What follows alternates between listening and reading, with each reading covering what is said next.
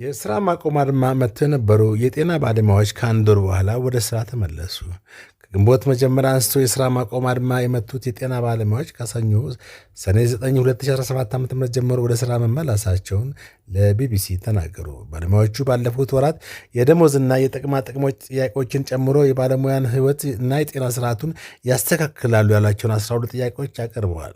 መንግስት ለጥያቄዎቻቸው ምላሽ እንዲሰጥ ማስጠንቀቂያ ቀነ ገደብ ያስቀመጡት ባለሙያዎቹ ጥያቄዎቻቸው ትኩረት በማጣታቸው ከግንቦት 10 2017 ዓ.ም ጀምሮ ሙሉ ለሙሉ የስራ ማቆም አድማ መምታታቸው ይታወሳል። ይህን ተከትሎ መንግስት ፈርጠም ያለ አጸፋዊ እርምጃ የወሰደ ሲሆን እስራትን ጨምሮ ከስራ ማሰናበት፣ ማስጠንቀቂያ መስጠት፣ አዲስ የስራ ቅጥር ማውጣት እንዲሁም ዛቻና ጫና እንዳደረሰባቸው ባለሙያዎቹ ተናግረዋል።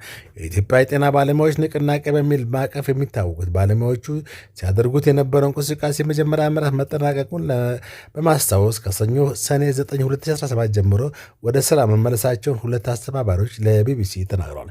የመጀመሪያው የምዕራፍ እንቅስቃሴያቸው የተሳካ እንደነበር የተናገሩት አንዳንድ የንቅናቄው አስተባባሪ ለጤና ሚኒስቴር ያቀረቧቸውን 4 ቅድመ ሁኔታዎች በከፊል መሟላታቸውና ለህብረተሰቡ ሲሉ ወደ ስራ መመለሳቸውን ገልጸዋል።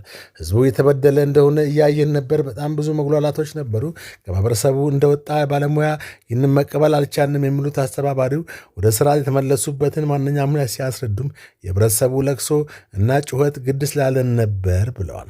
ሌላ የንቅናቄው አስተባባሪም ሁላችንም ወደ ስራ እና ትምህርት ተመልሰናል ሲሉ ከሳምንቱ ባለሙያዎቹ ከአድማቸው መመለሳቸውን ገልጸዋል።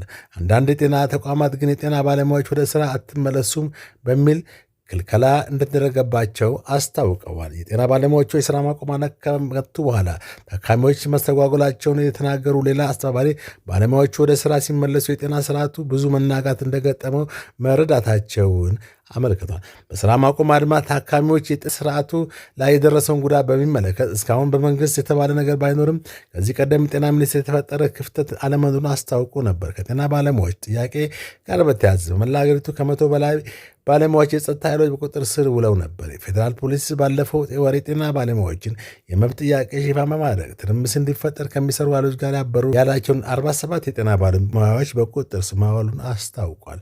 ባለሙያዎቹ ብሔርን ከብሔር ማጋጨት፣ ሁከትና ብጥብጥ ማነሳሳት በሚሉና በሌሎች ከባድ ወንጀሎች ተጠርጥረው ለሳምንታት በስር ቆይተዋል።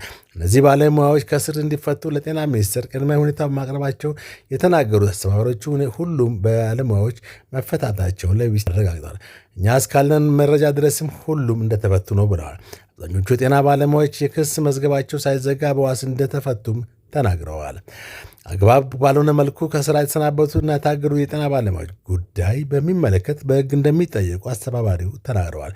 ባለሙያዎቹ አበክረው ላነሷቸው 12 ጥያቄዎቻቸው ምላሽ ካላገኙ በሁለተኛ ምዕራፍ አዲስ አቅጣጫ ቀይሰው ጥያቄያቸውን ለማስመለስ እንደሚጥሩ አስታውቀዋል። መንግስት እንደ አያያዙ ጥያቄያችንን የሚመልስልን አይመስለንም ያሉ አንድ አስተባባሪ ዳግም የስራ ማቆም አድማ ማድረግ ጨምሮ ሌሎች እርምጃዎችን እንደሚወስዱም ጠቁመዋል። በደንብ ተደራጅተን እንደመጣለን ያሉት ባለሙያዎቹ በሚቀጥሉት ወራት በመንግስት የሚሰጣቸው ምላሽ ተመልክተው ወደ ሁለተኛ ምዕራፍ እንደሚሸጋገሩ ተናግረዋል። ይህ ሪያሊቲ ሚዲያ ነው።